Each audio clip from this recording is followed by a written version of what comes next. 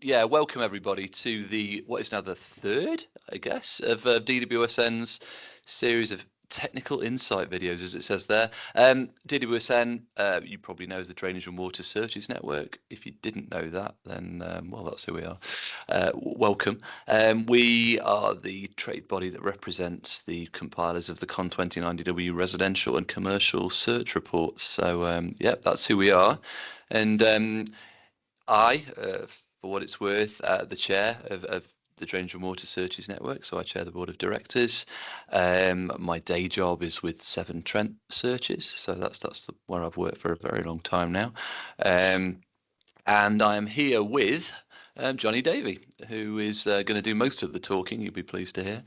Johnny, do you want to quickly introduce yourself?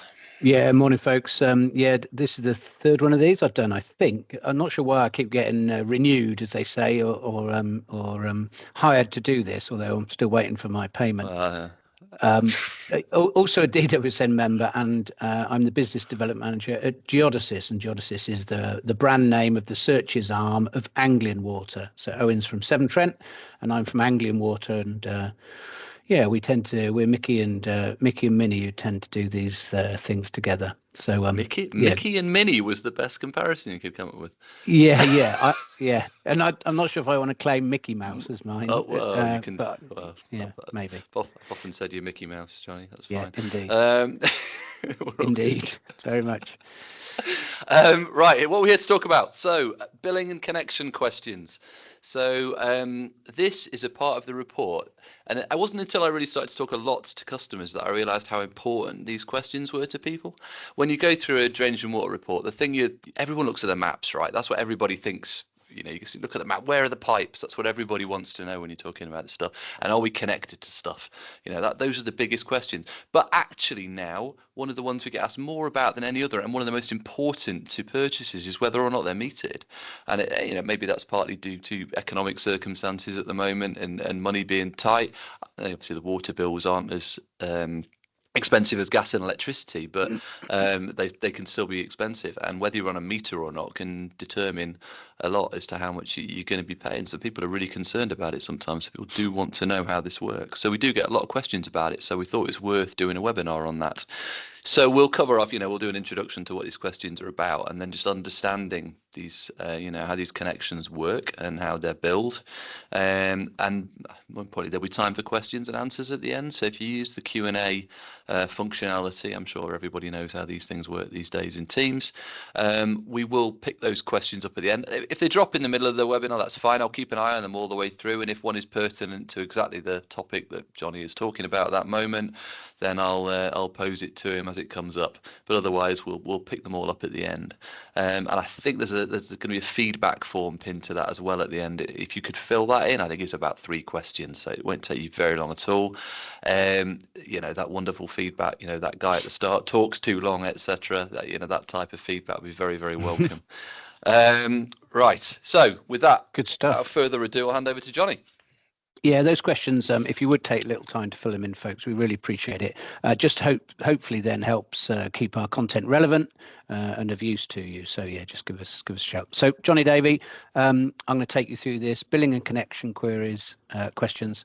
And so as Owen said, the reports that we create, should be taken in their entirety, but people do sort of tend to focus in on the bits that they think are important to them. But we're here today really just to stress how important these 15 questions, so that's over half of the questions in the report, are related to billing and connectivity.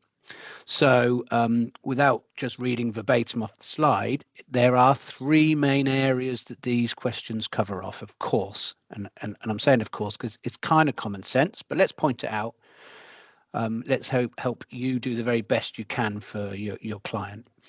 So mains water, of course, is it connected? Is it billed? That's kind of what we're saying. Foul water, guess what? Is it connected? Is it billed? And surface water drainage, is it connected and is it billed? So they're kind of interlinked. They're important element of the report. You kind of need to know this stuff for the obvious reason that if a property is not connected to one or any of those 3 kind of services, then with some exceptions, which I'll touch on in a second, then it will not be billed. So if it's not connected, it won't be billed. You therefore need to know, how is that service managed? If it's not managed by the water and waste companies who bill you and bill the property owner in exchange for that management of those services, then how is it? How is it getting it if it's not getting it? The obvious point being that sometimes a property is connected and seems to be, but isn't being billed. So there's an error in the system somewhere. There's about 28 million residential and commercial properties in England and Wales any given time. So, might a few have slipped through the net? Yes, there sometimes could be. So it's really important to connect these things up. Excuse the pun. Are the properties connected for those three services, and are they being billed for them? Because you don't want the sort of opposite of that for your new client moving into the property to find out that, oh, and guess what? Except in exceptions, it's being billed and someone's paying money and it was never connected. So you don't want that either. So it works both ways. So these are really important questions. I'm just going to cover off the main points about each of them at the moment. So you don't need to remember these numbers, but questions 2.1, 2.2 and 3.1 are the three main. Are these things, is the property connected? So 2.1, does the foul water from the property drain to a public sewer? 2.2 is, does surface water? And 3.1 is it connected for mains water, potable water if you want, drinking water? So these are really key questions when purchasing a house. Some mortgage providers even won't lend against properties that aren't connected. So this is why the CON29DW has become one of those de facto reports you really need in your suite of reports for any client. So the answers to these three questions, broadly speaking, again, there's always some exceptions. We won't deal with every single one here, but we'll try and touch on some of them. But broadly speaking, those three questions are answered that they are either connected, not connected, or there's some reason why it's kind of irrelevant or the information isn't there. So perhaps if it's a plot of land, if the report is just being run on an empty plot of land, it might be that the creator of the report, normally the sewage provider in the CON29DW's case, will kind of go, well, it's a plot of land to where the development is, what stage is it at, what's happening to it. So you really need to perhaps check, if that comes up, check with the developer. Connected or not connected kind of does what it says on the tin. There are some exceptions. You might sometimes see under investigation or words to that effect. So that's when the sewage company creating the con can see in the data they're accessing that there's something going on there. It could be that there's some investigation going on to determine if it is connected because a previous owner's claiming that it is, and we don't think it is, or vice versa. They're claiming, I'm not paying my bill, I've got a septic tank, and the sewage provider may say, well, actually, you're also connected, and so you're going to get charged. And some of that can get tricky, and it's really important for your homeowner to understand that. Because if, for example, the TA6 form from the previous owner states there's a septic tank there, but our report shows that there are sewers within 100 feet of the buildings of the property, then it could be that a local authority could force the property owner to connect to that public sewer, and at the homeowner's expense. So seeing that there's no connection in place should lead you to say, okay, so how are the sewerage facilities at the property getting dealt with? And if that's a septic tank or even a cesspit, it's pretty rare, but septic tanks are more common. Okay, that could be fine, and it has to be kept to a certain standard. It should be written on the TA6 form. Oh yeah, there's a septic tank. Everything should be good. But guess what? There could be underlying issues if you're not fully aware of what's going on. Like I say, there are always exceptions. Generally speaking, it's either connected, not connected, or there may be some no answer because it's a plot of land. But the buyer would hopefully understand it's a plot of land. Your local kind of CON29DW provider. So if you're in Leeds, it's Yorkshire Water. If you're in Bristol, it's Severn Trent. If you're in Norwich, it's Anglian Water. Your provider can help you with non-standard responses or any clarity you need on that.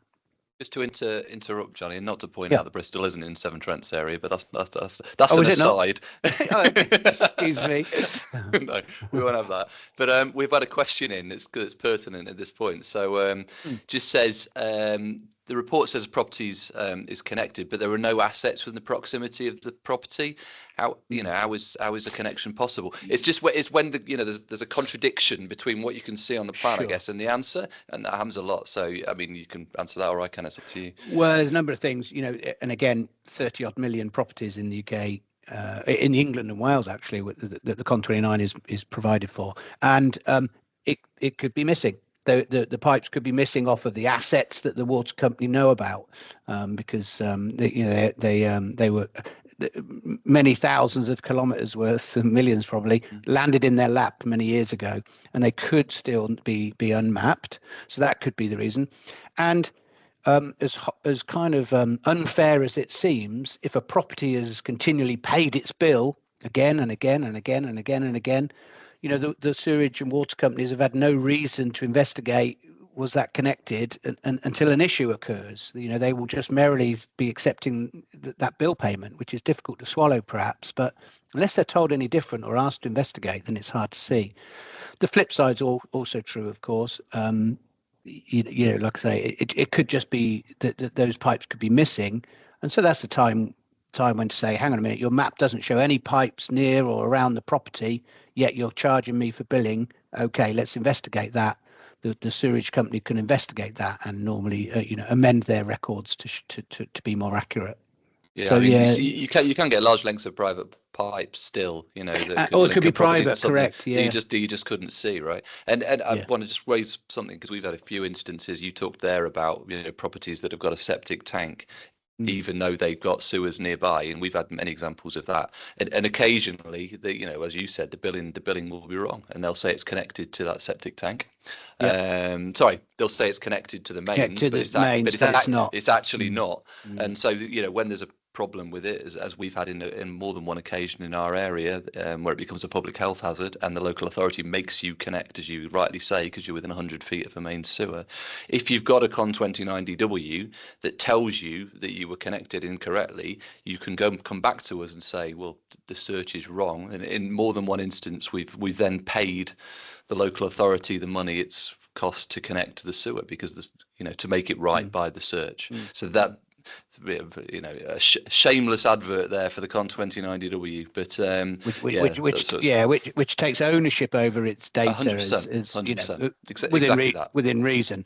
None of us don't know what we don't know, of course, but we try and answer the questions, and people may should take that on trust. And talk to us if there's something wrong. Talk to each of your local providers if you need to discuss something like that. It is quite rare, thankfully, quite rare. Yeah, it is. Okay, so the next slide just covers off. Sorry, Johnny. We just got a straight follow-up question, just saying how much does it cost to connect? Entirely depends how far away the pipe is and the logistics of getting to that pipe from where you are. In one instance that we had recently, it cost about £4,000. But I've seen instances where we've had ones which has been on near a roundabout, and the nearest pipe's further away, and it can cost a lot of money. So great question, but how long's a piece of string, unfortunately? It's not going to be a few £100. It's thousands. It's thousands of pounds. Yeah. So ask questions of the vendor, the seller. I'm not teaching. Hey, you guys have done this way more than I have. Ask questions of the vendor. Check the TA6 form. Double check the TA6 form. Check that they know what they've put on the TA6 form. Then get a CON29DW. See if everything matches up. And look out for those warning signs where something doesn't quite seem right. Speak to us if you need help. Billing then, mainly. So there's 4 questions on billing. Kind of billing, two and two here, but these are linked. This is a nice little group of questions. I quite like these because it's quite important. The first 2 questions say, well, who is responsible for both the sewerage services and the water services at that property? So that's one set of questions. So who's responsible? Who do I call when there's a blockage, there's a leak, there's something wrong? And that's can be different than who bills the property for those 2 sewerages. They're obviously connected, but who's responsible for providing the service can be different than who's responsible for billing. Okay, so it's really worth noting the difference between those two, because it could be that for example, the water services are supplied by one company but billed by another. There are exceptions to just the Thames and the Southern Water and the Anglian Water, big boys, if you like. In most cases, the water supplier will be who bills and who bills for sewerage as well. But because there are exceptions, it's worth pointing out there are water-only companies. There are NAVs, which stands for new appointments and variations, where little clusters, if you like, little patches within the wider water company area are entirely the responsibility for some of these NAVs or independent water-only companies, and that's fine. But you really need to check, okay, well, who's responsible for the supply and who's responsible for the billing? You may even get two different bills, one for sewage, one for water. The property may, I mean. So it's useful to ask those four questions so that the homeowner going forward knows who's responsible for the different elements, who's responsible for providing it, and who's responsible for billing it. So it's quite useful to know the difference between the two. I'm struggling to, excuse me, technical issue. Here we go, got it. I couldn't see the next slide. So another thing about this, it's worth noting that you can't just look at the billing and connection questions in isolation. All the report needs to be taken as a whole, really. So here's some examples. So question 2.6 and 3.3, they determine whether the assets on the development are the responsibility of the water company or the sewerage undertaker, or both, the person who does both, or are private. And then they are the responsibility of the developer and the homeowner. And so these essentially, and for the audience in the room, you'll know this, I suspect, they're about Section 104 agreements. So the Section 104 agreement is an agreement between the developer and the sewerage undertaker for the adoption of those sewers. So it's put in place to manage the process, make sure that newly constructed assets by the developer, when putting in place for the property, meet required standards. So it's quite important. You'll be thankful to know the infrastructure of the UK is such that we don't just let people just lay down any old pipe they want, a garden hose, that'll get the water there. They've really got to be to a certain standard. And until those standards have been met, then the pipes remain the responsibility of the developer and the homeowner. So if the developer doesn't get that Section 104 agreement in place prior to somebody moving in, at that point, the homeowner is still responsible for some meaty old pipes. Maintenance costs, liabilities if something goes wrong. You don't want that. Somebody moving in the house doesn't want that. So check whether the adoption process has taken place. It could be the property is being billed, but if the assets are not at the required standard for adoption, they won't be adopted. But even though the bill's going in for the supply of the water or the sewage services. Can get quite complex, but Section 104 agreement, those two questions are really key to understand if the pipes that serve the property are adopted by the water and sewage company or not. Because if they're not, they remain the property of the homeowner or the developer. So I know I've repeated myself there, but just worth stressing that really is. Next slide is just about understanding the billing. So most people just get their bill and pay it. I do the same, and that's fine. You kind of trust the process, I guess. But these couple of questions just give, it looks at how the property is connected, who buy, what's the method of charging, whether it's a fixed charge or a measured basis. Would that dictate if somebody moved into their dream cottage or not? Okay, I wish it was billed on the meter, but instead it's just rateable value or a fixed charge. It probably wouldn't make that much difference, but it could be a family of 6 on a meter will pay more for water than a person living on their own on a meter. So it might come into play. So question 3.6 gives details if there's a meter at the property, if they're known, and where it is. Gives a location in a code, but tries to explain that code or has a link to where those codes are explained. So it's useful to know when somebody's moving into a house where the water meter is. Question 4.4 asks and states what the current basis for charging for this both sewage and water at the property is. So, and question 4.5 indicates if that basis for charging will change because of change of occupier in the building. So it's quite useful to know what is the current basis of charging and what will it be now that I've moved in for your clients. And that really comes into its own. If the previous occupiers had a meter installed, they could have chosen not to be measured on that meter, but more likely than not, upon the change of occupancy, then that house, will start to be measured by a meter rather than any fixed charge. There are some exceptions, again, always to this, medical conditions or exemptions for various reasons. There are exceptions, but generally speaking, it's broadly those two types of charging. So useful to know which it is before somebody moves in. And really useful to know where the meter is. Surface water, the other element of the bill. So we've touched slightly on getting charged for water and for sewage, but surface water, just quite. It's normally a small charge, but it's quite interesting to know that charges can be applied to a property for surface water charge, even if not all of the property is connected. This is where most people fall down.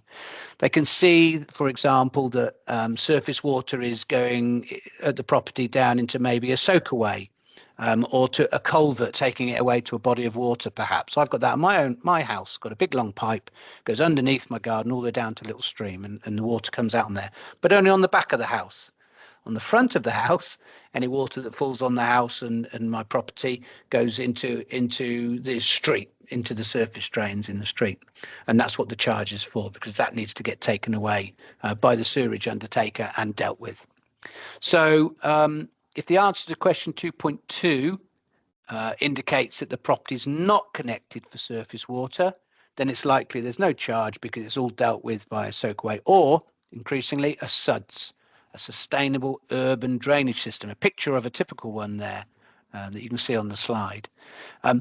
Your client really should refer to the vendor and clarify if there's a charge perhaps for that SUDS arrangement. TA6, again, playing an important role here. It needs to be accurate. Is there a charge for SUDS, perhaps on a newer estate than most? And certainly probably only post April 2015, then those SUDs started to become a thing, if you like. So it's worth noting whether that's the case, and the TA6 form should give that information. So implications to the homeowner or the developer in terms of cost and maintenance liabilities of the property, if it's served by some sort of private arrangement, or unadopted surface water drainage assets. Also, it's worth checking who's responsible for them. If it's you adopted, often get a management charge on these, Johnny, don't you? So someone who comes along and mows the grass around it or whatever, and you'll get a charge for that. And you'll get a charge company. On the property. Now, we wouldn't tell you that in our report because it wouldn't be our responsibility, but you do need to know about that anyway. It's a separate thing. Correct. Yeah. Now, that may be coming in the future. I'd be right in saying, Owen, perhaps. You would. Yeah, no, the water companies can adopt these features now. So that's a new development that's come in the last 2 or 3 years, where we're able to actually adopt SUDS features in the same way we would, other pipes in a Section 104 agreement. So, and if that happens, then you would be charged for it. But at the minute, you wouldn't be able to distinguish between that and your, surface water charge. It would just be part of that charge.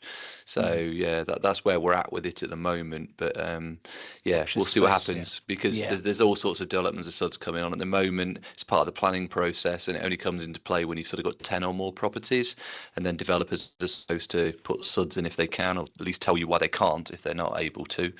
But going forward, it's possible that all properties being built, irrespective of the numbers, etc., should have SUDS fitted to prevent all the sorts of flooding that we've seen in various areas over the past few years. If that happens, it will become an even bigger issue for us. So we'll see. Yep. Good info. Back to the charging basis. I perhaps should have had this slide prior to the last one. But anyway, as mentioned in the earlier slide about questions 4.4, 4.5 about the basis for charging. Okay, so it's really worth checking them. There's four main methods of charging. So rateable value, so it's kind of a fixed charge, unmetered, even if there's a meter in place. And those of you who've been around for any length of time will know that rateable value was set, kind of 1990. It's bonkers, really. Here we are 35 years later nearly, and it's not been changed, but it is what it is. All we can do is advise about that. That the rateable value applies, and if you're on that, then you can kind of. I'm not encouraging, of course, wasting of water, but it's irrelevant the amount of water you use. You just get a rateable value charge. This used to be based on the number of windows you had at your property, Johnny. Something crazy like that. It's not now. It's now based on the value of the property, exactly when you said about 91, I think. But at one point, it was based on how many windows you had. Windows, so yeah. Which if you wanted to save water, you bricked up people's windows to save on your water bills. Older houses with bricked up windows, yeah, the window tax, which strangely enough is where a pack of cards comes from. The 52 cards. It's something to do with the number of windows on a famous castle or something. Anyway, we digress. Well, that's really digressing. I didn't know that. Yeah. So the other obvious one is measured water. So it measures the usage in cubic meters, and a cubic meter of water, if you can picture it in your head, that's 1,000 liters. Fact fans, and bills are determined on that. So how many cubic meters have been used, most cases will be metered. Most houses are starting to be metered. I say most, I'm probably fair enough to say that. And normally installed inside the property or just outside, but within the boundary or just on the edge of the boundary, rather. Just depends, out in the pavement. It just really does depend. There could be a bulk supply, a third party sort of bill, and that's obviously sometimes to flats, where that bill goes off to the management company, and they then should divvy that charge up between the number of flats in the block and charge the occupier accordingly. But again, just maybe study the TA6 form, see what the previous owner says about that. And sometimes there are assessed charges. So it can be, that can mean a number of things. If a meter has been installed by the current occupier, but they chose not to use it, which could have been their choice then, the period upon which a fixed charge basis sort of disappears, it could differ from property to property, and from water company to water company. So some of the creators of the CON29, the parent water company, have a 2-year gap. You can choose to switch back within 2 years.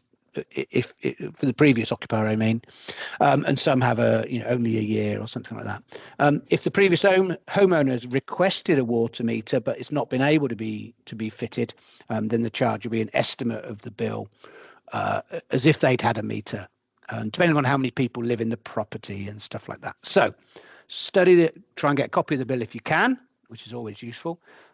Find out what it's done, but the CON29DW will tell you what's the method of charging. Key point is here to think about this is current charges and methods might not be future charges and methods. So any information you can get from the CON29DW and the previous vendor would be useful to advise the new occupant of the house. Charges are on the water company's websites. You can always check the charges tariff and any sort of eligibility criteria if it needs to be something different than the norm. So again, it's a little job worth doing, but perhaps for the new homeowner. Now then, private foul and surface water drainage. So 2.1 and 2.2, this answers the questions about does that foul water from the property and does the surface from the property drain to the public sewer? So if the answer of either of these is no, then it means there's some kind of a there could be some kind of private arrangement for drainage. And again, your client and yourself should refer back to the vendor or their TA6 form. So the water companies who create the report can't possibly know what was put in place, but we just do know whether or not, or should know whether or not, foul and surface water drain off to the public sewer there. There could be a soakaway, an attenuation basin, which is a lovely word, and there's kind of a picture of one there. It's a suds really, but that could have a fixed basin in the middle of it which controls the amount of water running off into it. We don't keep records of those currently, those private drainage systems, septic tanks, cesspools. Our report will not be able to advise that is in place, only advise that we don't think you're connected for that foul water and the surface water to go off. So again, it's really important that any questions you have about that aren't answered by our reports are checked with the vendor and their TA6 form. It's really important. We're conscious of time. Oh, okay. So that was the last one. So a couple of things. We have a website which we've promoted before, www.CON29DW.co.uk. Lovely and catchy. But what that does give you is lots of information, including copies of all of these webinars so far. Also a postcode lookup service, so you can put a postcode of the property in and it will tell you who the sewerage provider is, so therefore who creates the CON29DW, or in fact if it's a NAV or one of those water only companies I mentioned earlier, if that property is within their area.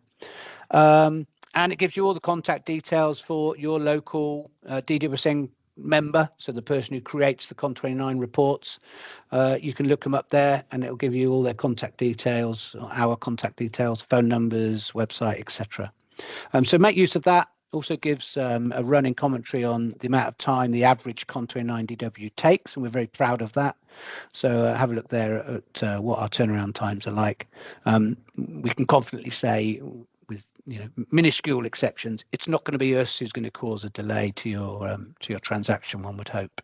We're pretty quick. Yeah. Okay. We've got some questions in, Johnny. Yeah. We've got some questions in. Okay. Someone who obviously knows about policies around metering. So I think you should probably mention, if you want to have a meter fitted to a property that hasn't got one, you can absolutely ring up your own water company and they will come and fit one for you happily, because that's what they want to do at the end of the day. They want everybody on a meter ideally. And so they will do that. And if you then have a set amount of time to decide if you want to come back off that meter or not. So if it's proving more expensive to be on that meter, you might say, well, yeah, I don't really want this anymore. And they can take you back off being charged on that meter. And the thing is, the amount of time they give you varies by water company. So you do need to look that up. Most give 2 years, but not all do. I know Severn Trent give you 1 year. So if you say within 1 year you want to come back off that meter, then they'll let you do that. So sometimes you'll get what looks like a strange answer, and this is the whole thing Johnny's talking about, looking about the report as a whole, because it'll say, you've got a meter in your property, but you're actually being billed on a rateable value or an assessed volume.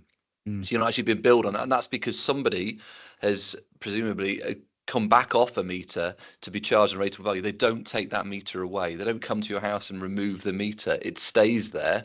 So the location of the meter exists, but you're just not charged on it. Now, when you move house and a new occupier comes in, there's the potential the water company could then charge you on that meter that's sitting there waiting to be used. And again, that can vary by water company. So I know of instances where people have said, well, I don't want to be charged on a meter. I know there's a meter there and I'm worried the water company's going to start charging me. So they've rung the water company and explained the situation, and the water company's allowed them to stay on a rateable value rather than going onto that meter. That's just about having a conversation with the water company in question. Another good example, my neighbour is old houses and there's a meter, but it's shared. So there's two properties that used to be one and now they're two, and there's a single meter. So that they possibly can't know at that point that water comes in, who's using what. So they're both on a rateable value, even though there's a meter there. So again, there are always exceptions to it. And our report will at least give you a starting point to have that discussion as to what the situation is. There's another question here. Does a build over agreement apply in the same to a surface water pipe as it does to a mains? Now, we'll probably do a separate one on build over agreements, because that's another area we get loads of questions on. As people want to develop various parts of their property, etc. The short answer to that is yes. So it's a pipe. It has to be protected at the end of the day. So how you have to protect that pipe. You have to CCTV survey it, build certain, all that sort of stuff will apply. Yes, it does. But as I say, it's a really good advert for a potential future DWSN webinar on exactly that subject, because we get so many questions around it. I think that is all of the questions, and as I say, I'm very conscious of time. So unless anybody's got any really quick ones they want to chuck in now, so we've still got 46 people on here, amazingly. Thanks for your attention, folks. Your patience, absolutely. But as I say, no more. Please. The form is in the question and answers. It was put there half an hour ago now, about under Karen McCormack's name. Oh, look at that! We've got like clappy things and love hearts with. Yeah. Oh, well, there you go. That's very good. That's very good of you, folks. We'll take the adulation while we can get it. We don't get it anywhere else. Yeah. we're lucky that the one of the choices on there isn't a V sign. I'm suspect. So somebody thinks it's rubbish. They do the opposite. But yeah, thank you, folks. We're lucky my mum comes onto these webinars. Yeah. No, we know everyone's busy, so we do appreciate you giving up your time. All told, half an hour listening to me waffling on, but probably 40 minutes in total. So that it's a real commitment from you when you're also busy, and we do appreciate it. Appreciated. Yeah. Please fill in that form. Give us the feedback, and we'll go from there. But it's been a pleasure. Thanks, everybody. Sorry, Owen. We've just got one hand up. Oh, yes. Yeah, I can see that now. You've pointed it out. Okay. Now then, I'm trying to. My eyesight's not great. Is it Amy? Amy, have you got a question for us? And can we hear you even if you have? I don't even know if we can. Can we? Karen's voice came as if out of nowhere, so I'm a bit like confused. I wonder if Amy meant to put her hand up or meant to clap us. Maybe she meant to clap. I think maybe she's putting hands up just in, like at a concert, in sort of. There was a thumbs up then, but I don't know if that was Amy. So in the chat, maybe she's said something in the chat, has she? I think she's just said. Sorry, not me. She doesn't have a question, not me. Okay, that's cool. Stand down, everybody. False alarm. Yeah. Great stuff. Thanks again, folks, and see you soon.